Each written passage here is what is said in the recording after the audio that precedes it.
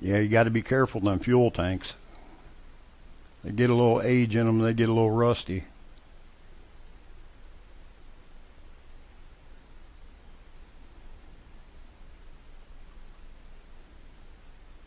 How's the audio sound?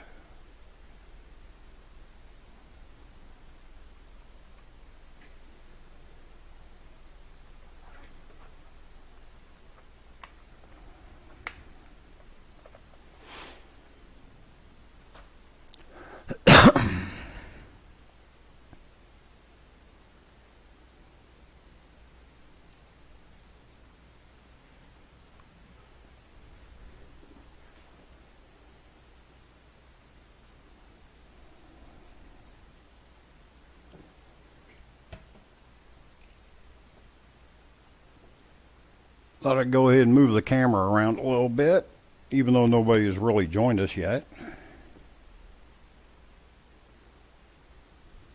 There we go. That looks a lot better.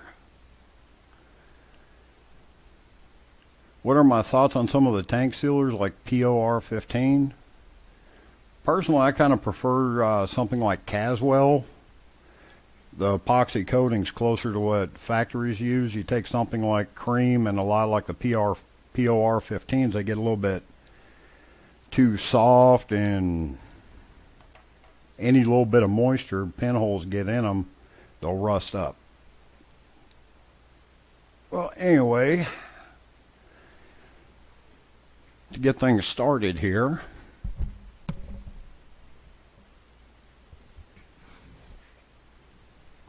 since this is going to be edited and turned into another video, my name is Mike Grage. I work at the Bonneville shop. They hired me this past summer. I graduated Motorcycle Mechanics Institute in 1991, back when they still had Lucas Electrics on the curriculum. And this piece of paper right here, this diagram, was handed out to us by MMI. Even has oil stains and stuff on it. Black magic marker been well used over the years. One reason why I want to do this live stream is because we get a lot of people that get really baffled by their regulator rectifiers and charging system problems. And those charging system problems sometimes mimic other problems. And got a couple of components here to test. Timpanium, brand new in the box. Haven't pulled it out. One thing about these regulator rectifiers, our solid state ones, most of them for the single phase, you'll see two yellow wires, a red and a black.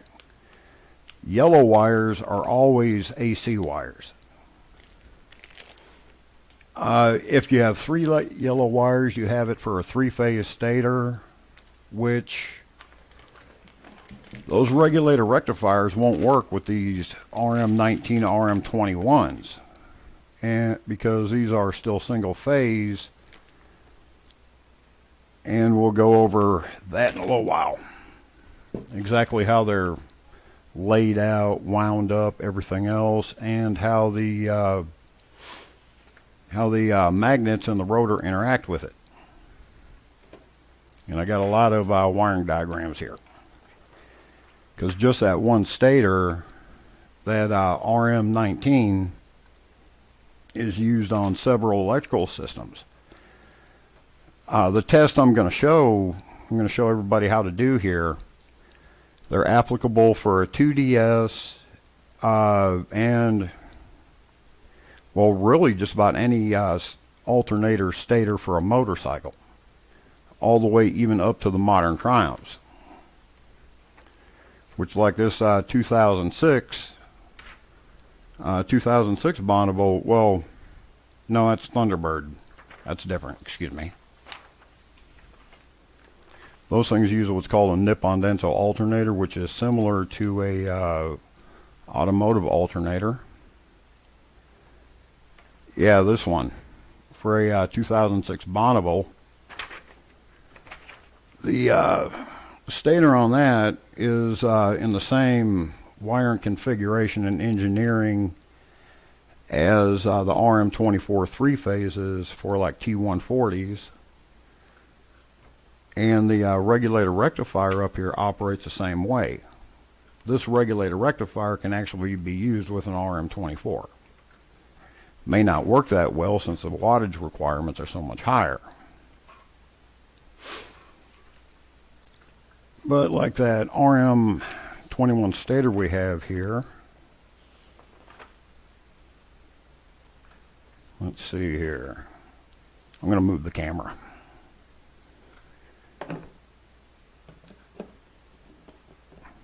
And there's my cat Willie. He's got to get something to eat while we do this.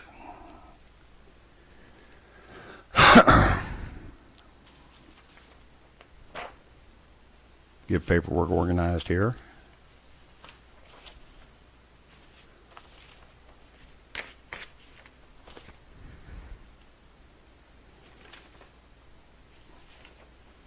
Now the test for an RM21 stator and the regulator rectifier test we're going over works on this one. Let's see here, that's DU66246 export model.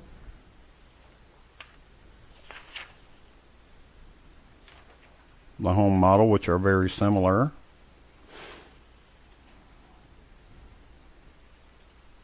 That one, basically just about every Triumph from 1954 up to modern day, even 6 volt.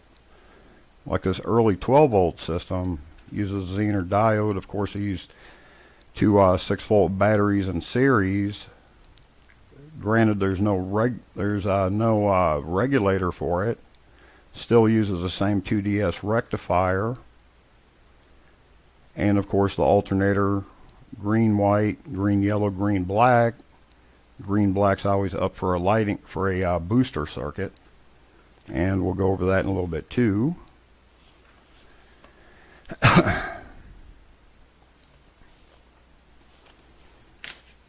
Now, one thing I always like to talk about when it comes to any kind of electrical diagnosis, let's say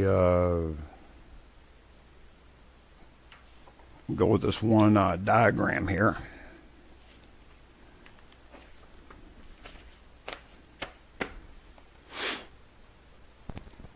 Kind of scoot over, act like I'm teaching, like I was doing when I was teaching this stuff.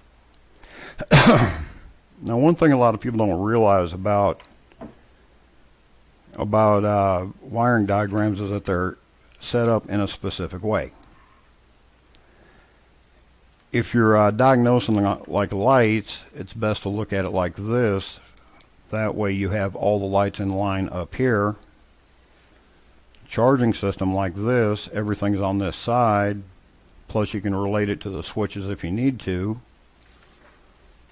Ignition system this way. It's just more natural to look at it as far as tracing out circuits go. Now, see, not that one. I'm looking for one of the Lucas ones I have. I swear I'm better organized than this in real life.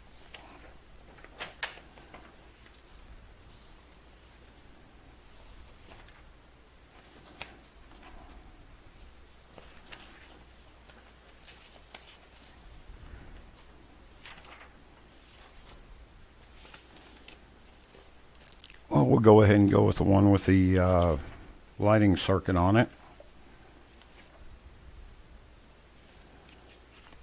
which is applicable to the stator that we have here.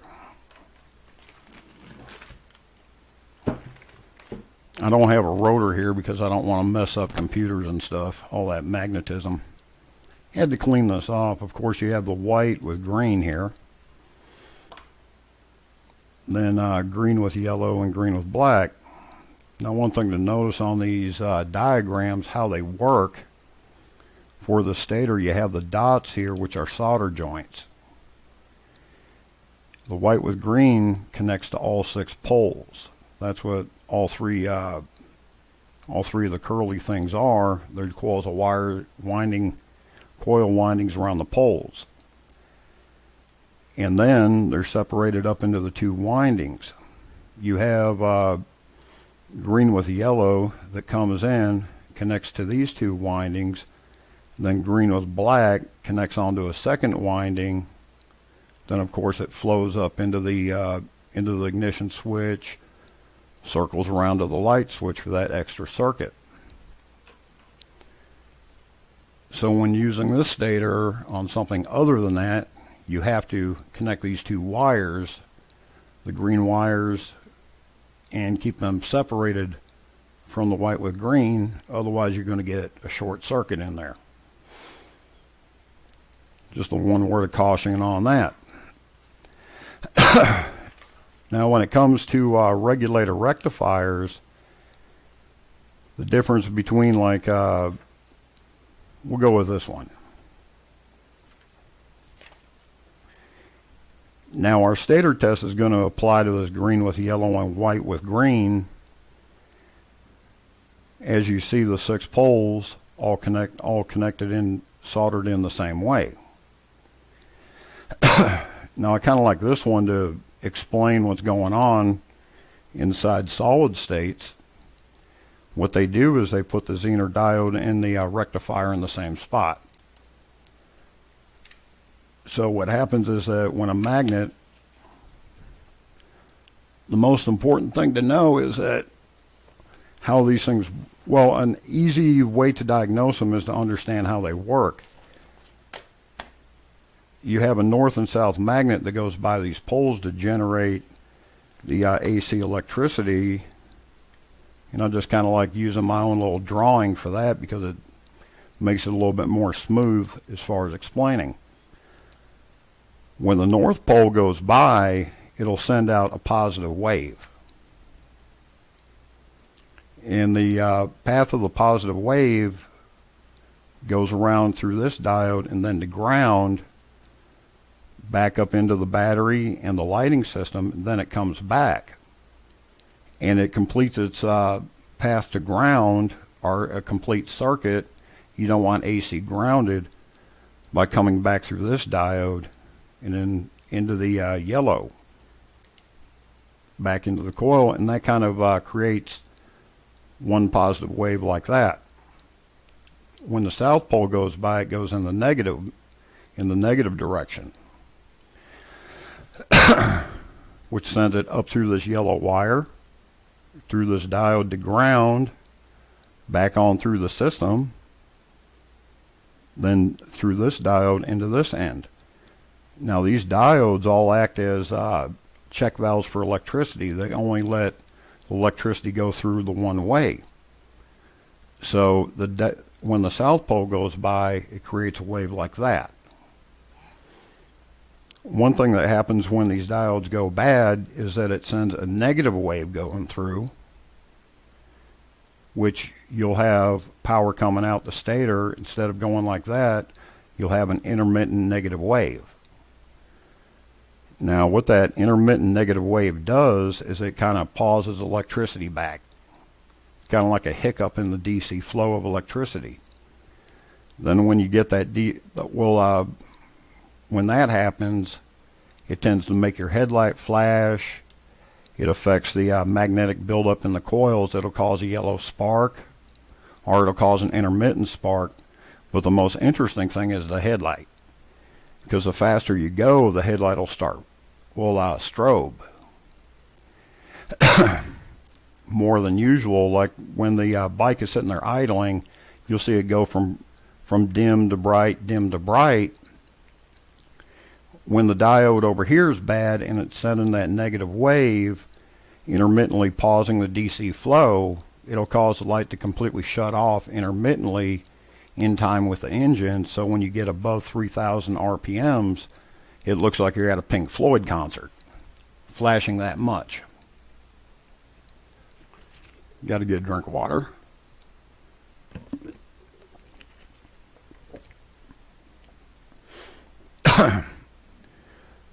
And then what happens with your regulator, the Zener diode, the regulator inside the solid state rectifier, whether it's Timpanium, Podtronics, a couple of them use a shunt resistor for regulation, but mostly they use Zener diodes. And with the Zener diode, it stays shut until anything over 14 volts is going to get taken back to ground or to earth. You know, like on a Zener diode sitting in your heat sink, which is one reason why they have why they're in heat sinks, is because they build up a lot of heat. The Zener diode in the heat sink does the same thing as the Zener diode inside the regulator rectifier. The main difference is that the Zener diode in the solid state regulator rectifier uses the black wire. Some of them have like some fancy circuitry to kind of nerf down the AC flow.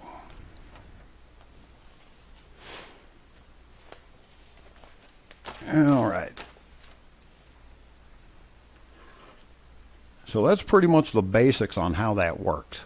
Now a three-phase, let's say like RM24 or even a modern day Triumph,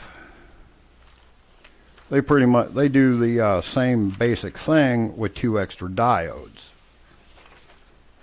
Like that's the three-phase setup. You'll have electricity flowing from this yellow wire all the way through to create the positive, and of course it gets its ground from either one of these diodes. That's one phase, and then when a magnet goes past this way, you get the second phase. Magnet goes past this coil, you get the third phase. You still have a Zener diode.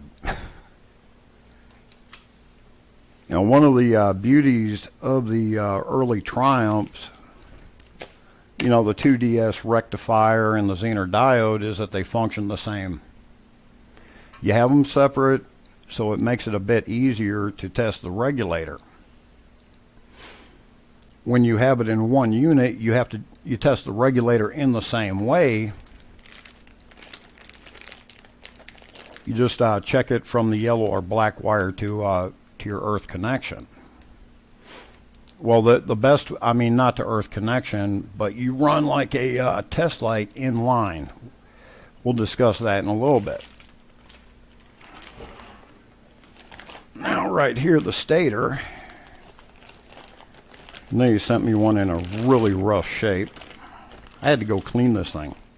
It had a whole bunch of the metal buildup in here like they always get. But as you see, it's really not that bad. That's a little bit crispy there. Doesn't look bad at all. Oh, a couple cracks. That may not be too good. It does look a little rough there.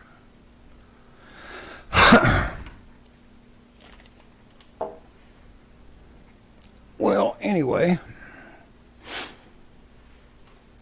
if you look inside the stator, you have these 6 poles, which are the 6 windings of wire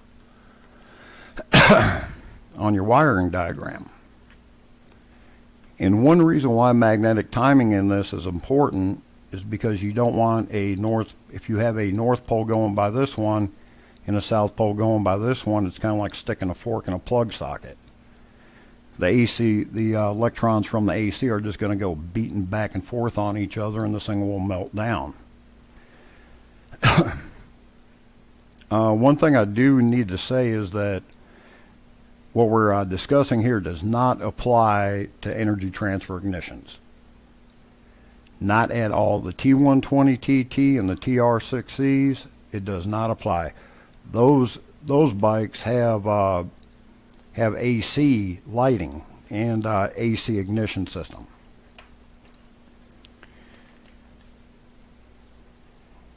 Now, one of the big things when you get your rotor and your stator, it's always good to check to make sure that you have a magnetic field that's penetrating into these poles. They go up to about right here. So when this thing's sitting on the stator, you just want to, you know, this one's still magnetized. You want to make sure that the rotor is putting good penetration into the stator, because you want that magnetic field to go at least this far so that it pushes the electrons along real well.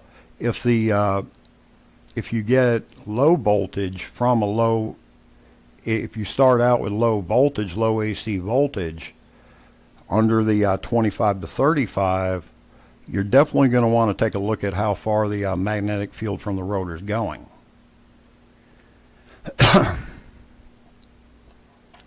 And then, now this thing does have some cracks in it. 47204A. This thing had a lot of bearing dust in it. Well, we're going to see if this puppy's good or not.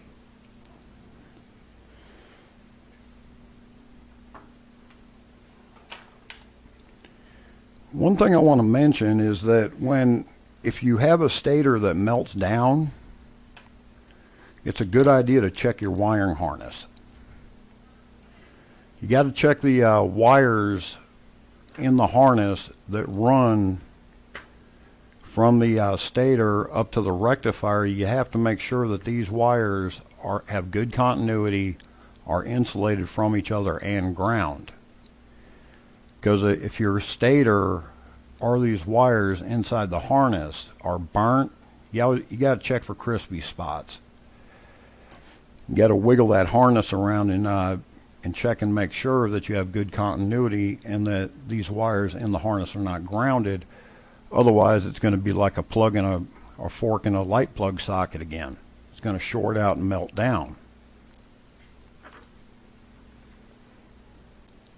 And no matter what, none of these wires should be grounded at all.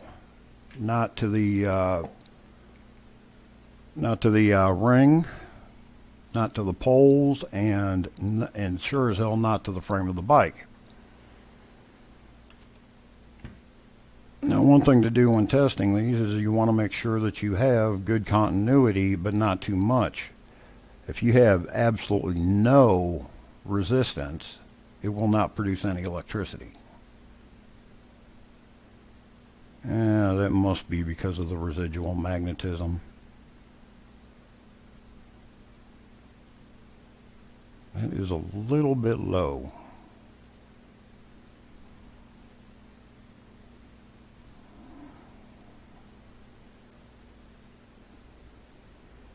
Quite sure this thing's out of that 68 project bike in the shop. It is not grounded.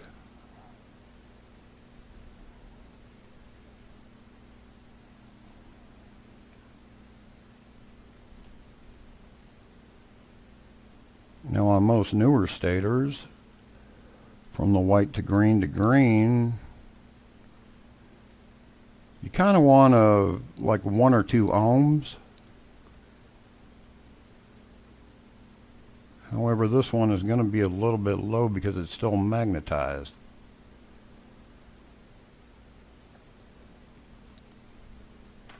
I'm also using a cheap meter. Well, that's good.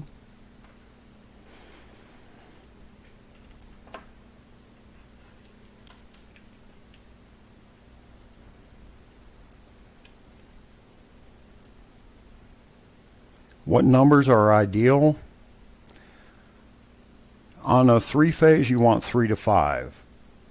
On this stator, I would say about 1 to 3. 1 to 3 would be good. This one is showing low because it's still magnetized. Has some residual magnetism in this area. I could feel it when I'm dragging this gauge across there, and that has a lot to do with the numbers being low.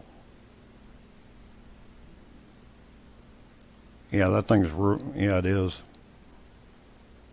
That is seriously magnetized. But I would put this thing in a bike and run it. There is absolutely nothing wrong with this. Hey Ashley, is this the project bike in the shop?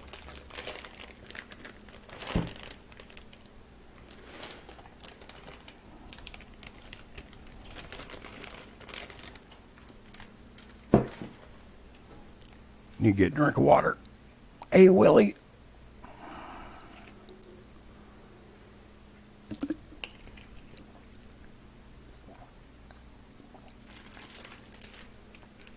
Now for the fun one. I have no idea how many times we have had calls from people asking about their regulator rectifier and talking about what a mystery it is. Let me cut this open. Back in a second.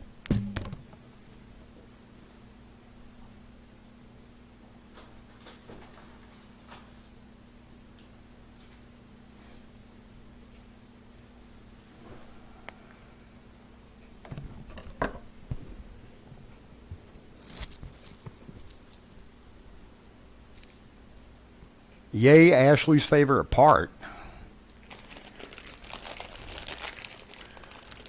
Yeah, the 68 T120R that we got in pieces in about 3 crates, so it probably hasn't run in 50 plus years. Yeah, that Stator will run.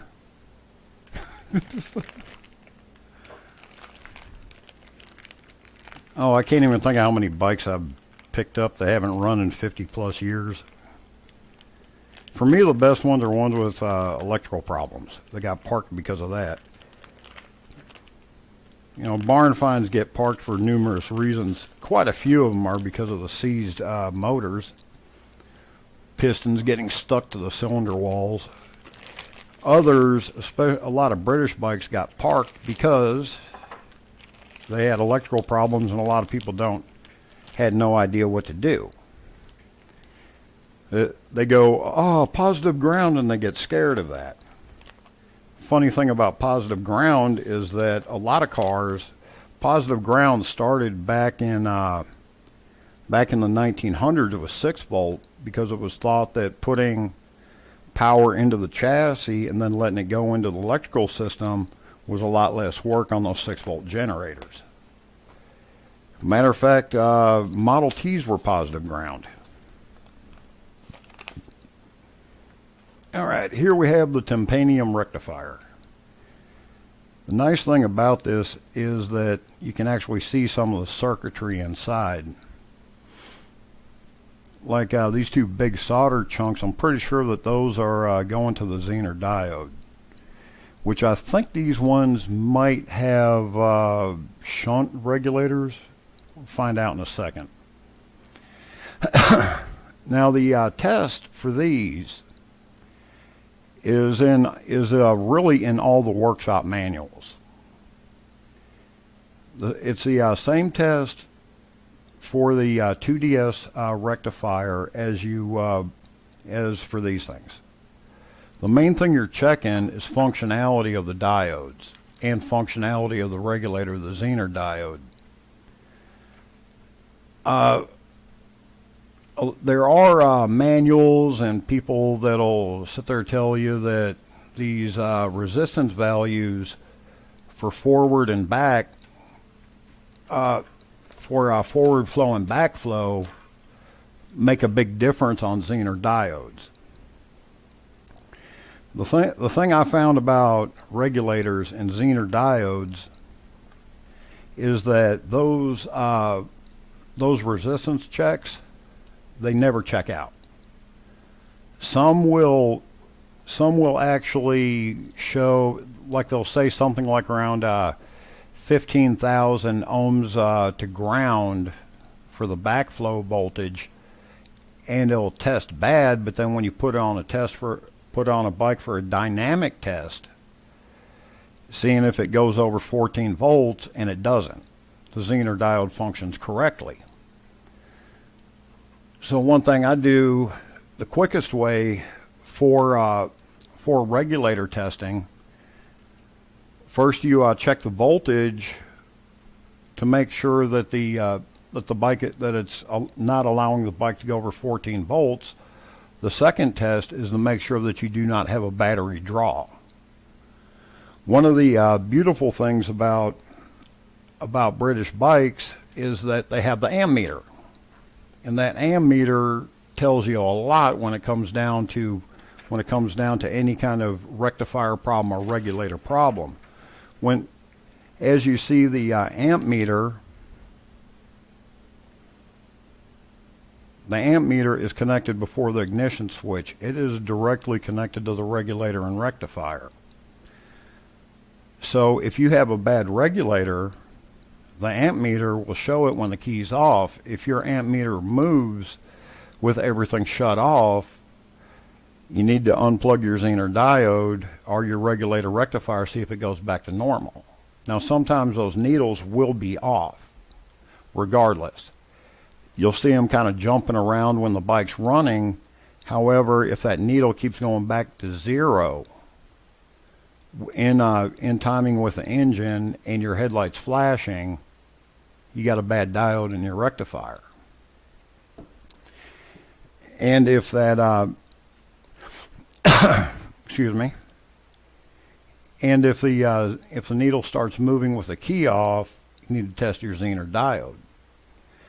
Now, how I test Zener diodes and any regulator for any kind of back voltage leaking, any problems with it, to make sure it's not drawing from the battery, is I just use a test light.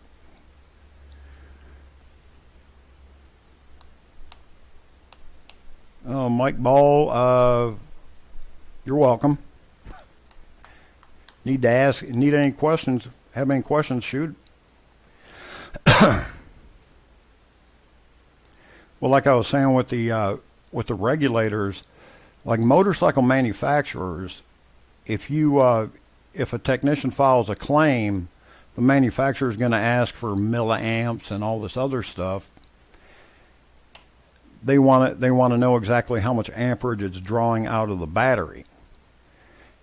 That's fine and all, but it's not really indicative of the entire functionality.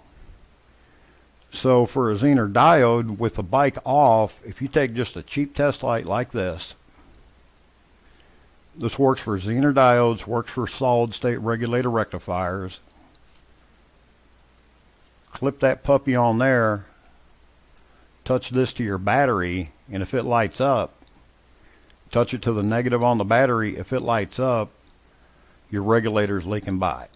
It's going to draw the battery. It's drawing on the battery when it shouldn't. The same test is good on any solid state regulator rectifier, any full wave, single phase, 3-phase charging system. Whether it's British, American, Japanese, they all test the same on the electrical components. Same thing goes with the regulator rectifiers. Now, one of the things I know that they got the British cocky, and the reason why they didn't continue to innovate, Triumph and Norton, and well, Lucas anyway, is because the Japanese and everybody started copying this design. As a matter of fact, that's the same charging system layout for a 70 to 99 Harley Davidson Big Twin, several other little Japanese bikes too. As a matter of fact, Lucas was so far ahead of his time that they put a functional electronic ignition on a Formula One car. I think it was in 1954 or 55. Anyways, back to the rectifier.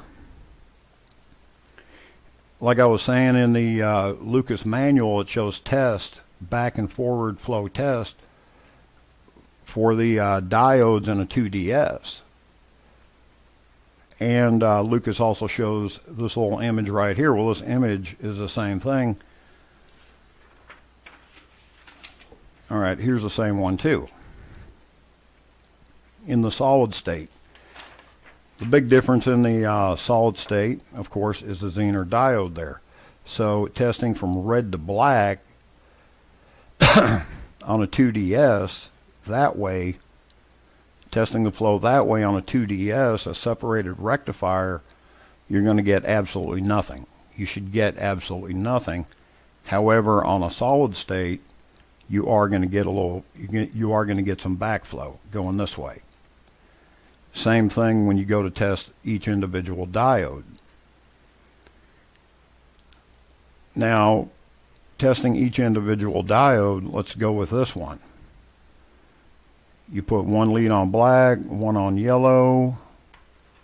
Analog multimeters tend to flow positive to negative, and your digital ones tend to flow negative to positive. So to check, let's go with this one. I'm going to use alligator clips on one of them, on the black. If I can get the damn thing on there.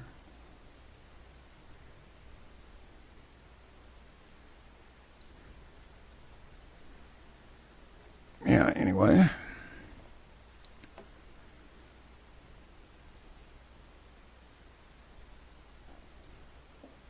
Put that on the black, and then to test this diode, we go this way. And I got that turned up.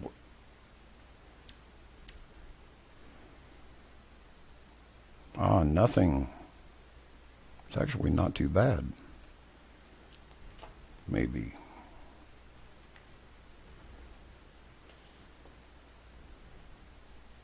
Uh-oh.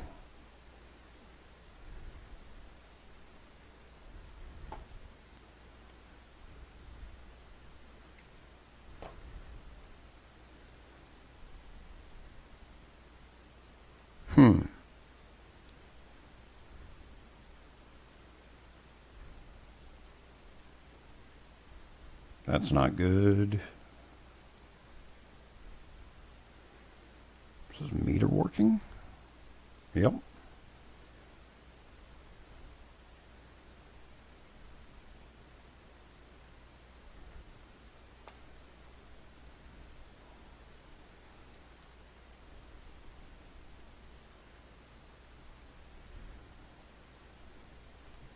Uh-oh.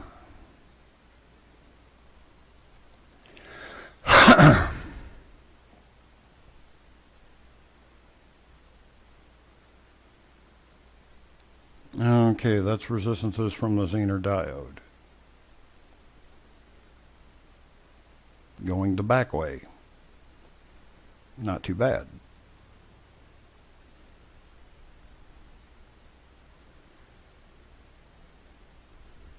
Now, what do we have going on here?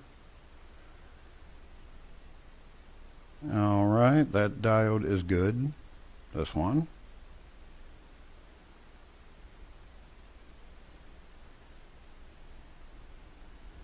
That looks good. Let's turn it down because we only want like 1 to 2 ohms.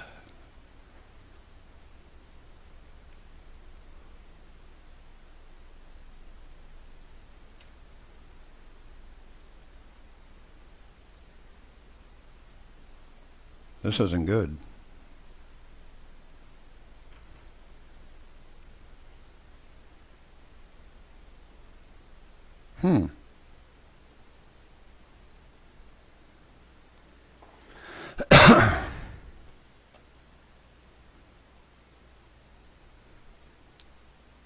Crank this thing up a little bit because this should get only like 1 to 2 ohms going that way.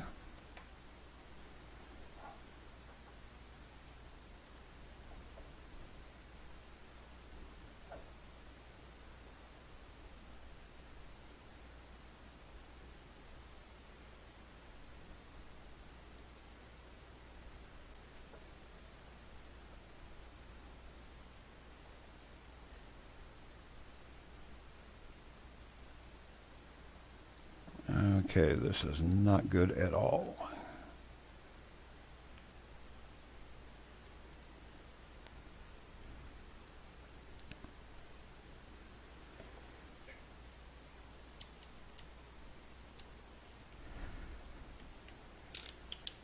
Let's see if we get a tone on the diode setting.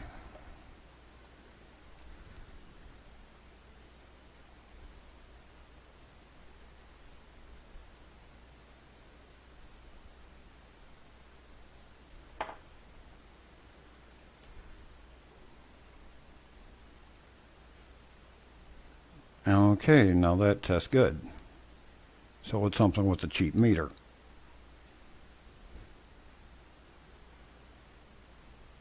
There we go.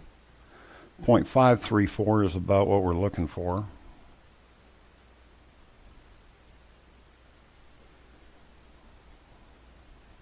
Under an ohm is good.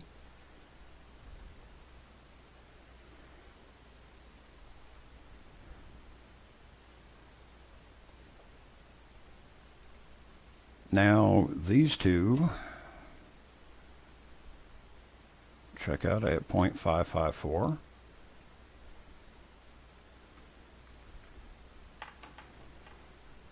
I'm guessing it has something to do with the meter setting around 200 starting.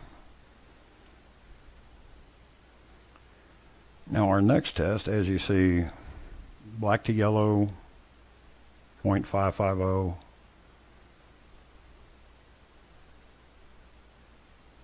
The way the meter flows is positive and negative.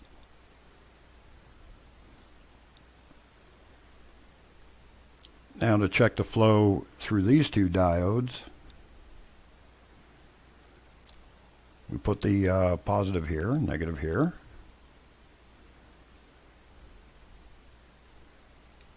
Check the flow through this way.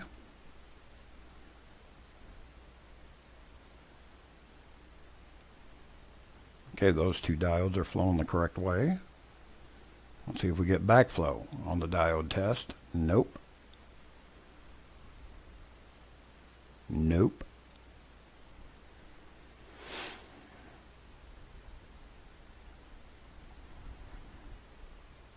Nope. That is working just the way it should. Get 0.53, 0.53 going forward. Now these same tests are good for every regulator rectifier with this color code scheme in our shop. And as you see, just to do a quick check on what kind of values we get out of the Zener diode, looks like nothing. Yep. Okay, 1.15 forward, backwards.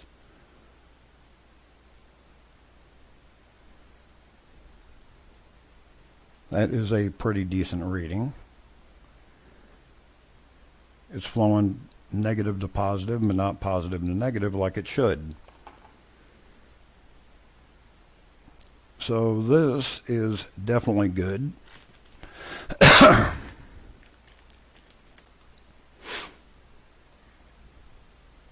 You know, as you see on the test, it shows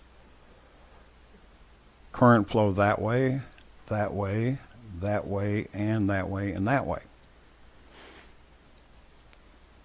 As I was saying earlier, when a north goes by, it sends a current that way. It can't go back that way. It has to go this way into the chassis to create the positive charge. Flows back through the system and then comes back around to complete the circuit. One of the main things to watch for on any British bike, especially when you have some kind of electrical problem, are all your earth connections. Because the earth connections, our ground connections, are really the main, are there to complete the circuit. You have to have a path to ground and a path back to, and that ground has to be a path back to the source, which is the chassis, the frame, the engine. And if you have a bad ground between, if you have a bad ground or earth connection between these two, it's just not going to work at all. You got to keep that connected.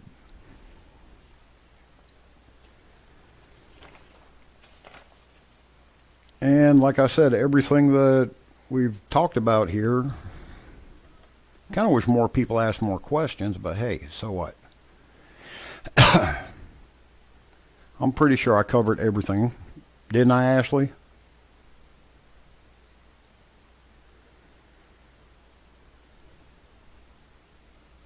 Got to wait for this delay.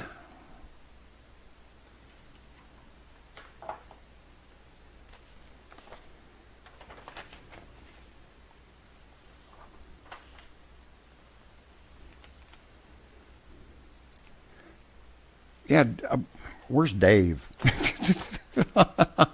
Ask Dave.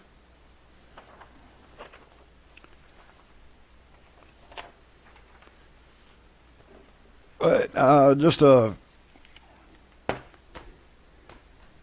make sure that I've got everything covered, the test we talked about here. Let's see here. That's 6-volt ignition or 6-volt alternator. It's good for this bike. Trying to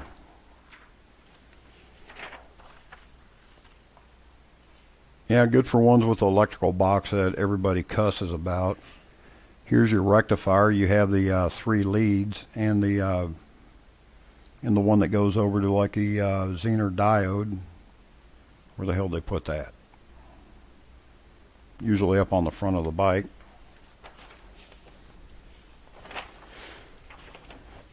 And if you look in the 990883 workshop manual, good for those 6-volt models, except for the regulator testing. Let's see here. Good for coil ignition 12-volt models with nacelle, in other words, covered in stuff, encapsulated like this one. From engine number DU24875.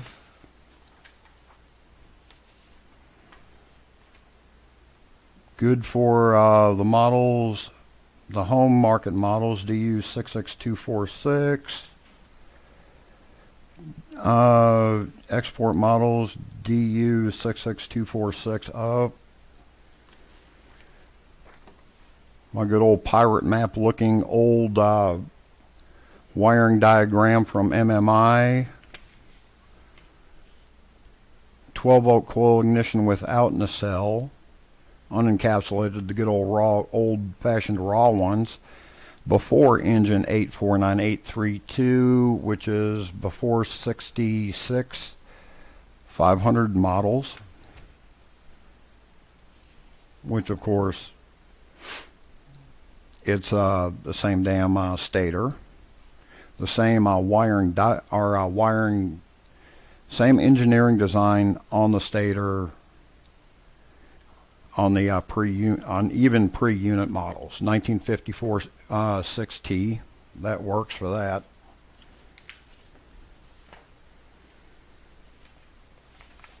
And then the 3-phase diagnostics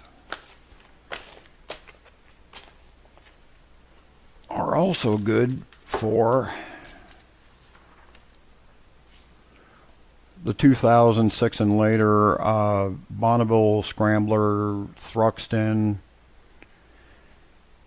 and a few other models. As a matter of fact, like I was telling Dave, this regulator rectifier for this bike, you have 3 AC wires, positive and negative. That is a 3-phase a 3-phase regulator rectifier that would actually work on a with an RM24 stator.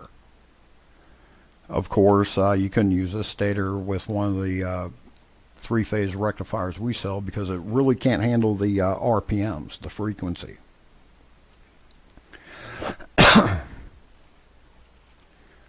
But like the test I was discussing on the three-phase stator is the same.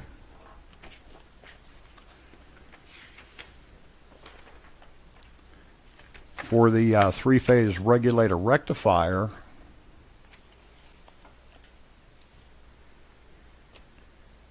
of course, my good old cave painting drawing, you have the positive red wire, negative black wire, the three yellows. You still test the flow from the AC, the yellows, through these diodes. Like from that yellow wire to that red to test that diode, black wire to that yellow to test that diode, and so on for all 6 of them. In the regulator test, which, let's just go ahead and say this one's negative ground. For the regulator test, you disconnect this wire, then connect your test light between that wire and the positive on the battery to check for any current flow. And if there is current flow, and you're a factory technician working in a dealership, then you got to get out the multimeter to test exactly how much amperage is going through it to send off to the factory for warranty. Anyway, I believe that is everything. It actually pretty much covers every motorcycle alternator. Our AC 3-phase generator and AC full wave generator, also known as single phase and 3-phase. It does not apply to energy transfers or generators. Generators are a whole nother animal, so are energy transfers. Because energy transfers have AC ignition and AC lighting. And with those, the magnetic timing is a hell of a lot more important. Anyways, I believe that is everything, and we'll end it now. Unless Ashley has something to say.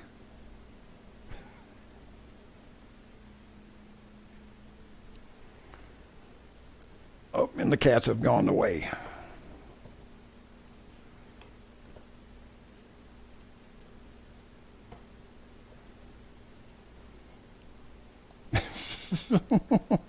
Got a lot of crap on this table. All right, well, we'll go ahead and end it there. Hope Ashley makes an excellent video to help people diagnose their charging systems, because I think showing it on camera or in person works a lot better than trying to explain it over the phone. I don't have a problem explaining it to people over the phone. It's just easier if they can actually see how the meter is connected. And of course, one thing we know right now, or at least I know, is that with these cheap ass meters, if it doesn't have something less than 200 ohms for resistance checks, you need to go up to the diode setting. And I think this thing might be getting thrown away soon because it's that cheap. Anyways, I'm going to wrap it up for there. Have a great weekend and look forward to your calls Monday.